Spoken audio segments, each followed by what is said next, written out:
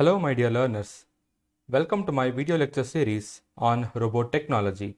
In today's session, I will be explaining about robot motions.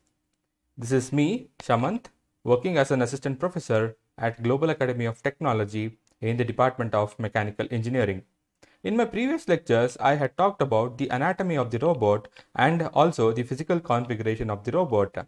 Anatomy of the robot talks about the joints and links, how actually the joints help the links of a robot to be moved in a particular manner. And then in physical configuration of robot, we saw different configurations of the robot, that is how exactly you configure all the parts of a robot to get a particular or desired movement of the robot. In that, we also saw the coordinates along which the robot moves. It might be Cartesian coordinate robot, it might be polar coordinate robot, or it might be jointed arm configuration robot or a SCARA robot. So that is how you have understood the robot actually moves. If you have not seen my video lectures, please go through or click on the links which are being shown in the top right corner of your screen, which will help you to understand about the robot anatomy and the physical configuration of the robot. So let us start our today's session on robot motions.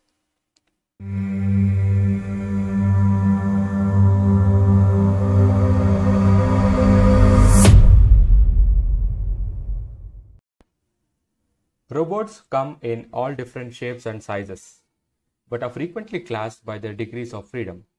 Each direction of movement on the robot is considered an axis of movement. This robot rotates at the waist. It bends forward and backward at the shoulder and moves vertically at the elbow. So this comprises of 3 degrees of freedom. Each single movement axis is equal to 1 degree of freedom. This particular robot is equal to 6 degrees of freedom. It moves along one axis for each of the waist, first axis, and one at the shoulder and one at the elbow. So 3 degrees of freedom. And the rest 3 axes using pitch, roll and yaw. So these are the 6 degrees of the robot. These particular motions help to locate the tool in the work area, very important. And these are called as position axis, waist, shoulder and elbow. Most robots have at least 3 position axes to help position the tool in the work area.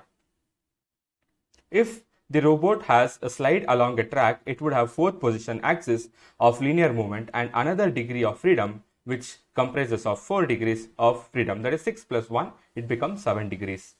While the position axis locate the tool in the work area, the orientation axis, these are the orientation axis, and it helps to orient the tool in relation to the workpiece.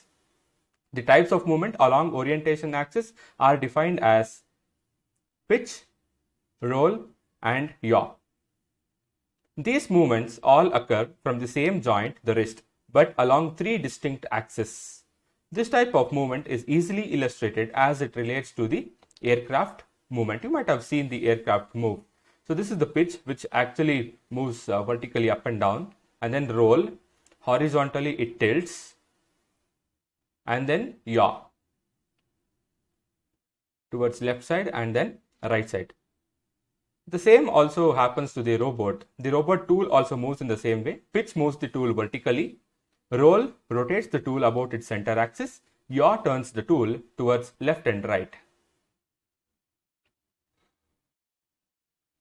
So the position axis movement at the waist, shoulder and the elbow, along with the orientation axis movement of the pitch, roll and yaw, allow the robots to accomplish the tasks within the work envelope.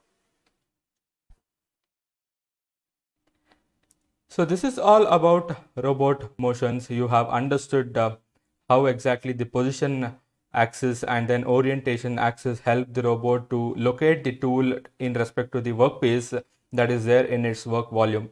So thank you for watching this particular video. If you have understood, I'm very much happy. And if this particular video is very good, please do share it among your friends, and then whoever is beneficiary on this particular video. Thanks for watching. Do subscribe my YouTube channel, Inquisitive.